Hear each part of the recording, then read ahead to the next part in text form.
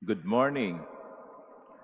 My dear brothers and sisters, the key to the understanding of this gospel can also be found in the same gospel.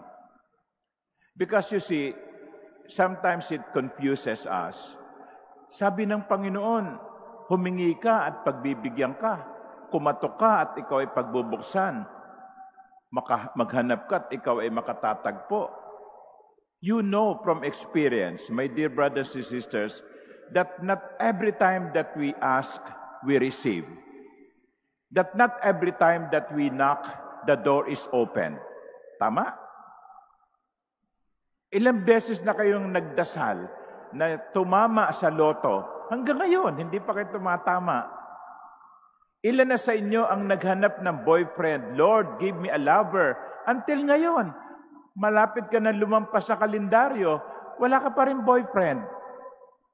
You see, that is our experience. And then the Lord would say, ask and you will receive. As I said, the key to the understanding of this gospel is found also in the same gospel.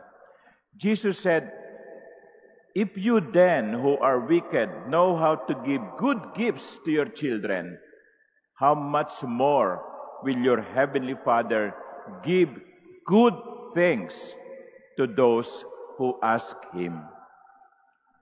Now, what the Lord said, ask and you will receive, seek and you will find, knock and the door will be open to you, presupposes two things. Number one, God will give us what we need. God will give us what we need, not what we want. Sometimes what we want and what we need, well, they fall together. But sometimes or many times what we want is not what we need. So God will give us what we need. And secondly, these words of Jesus, ask, knock, seek, presuppose also that the Lord will only give what is best for us. What is best for us.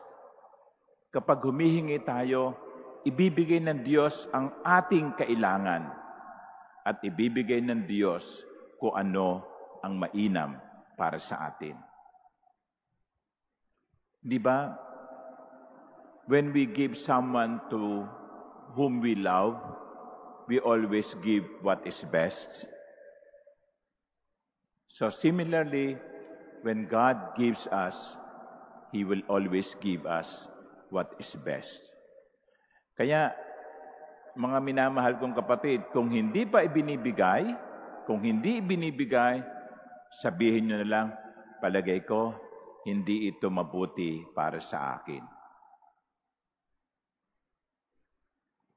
Hindi ito ang mabuti para sa akin. I know, ibibigay ng Diyos ang mabuti para sa akin. Amen.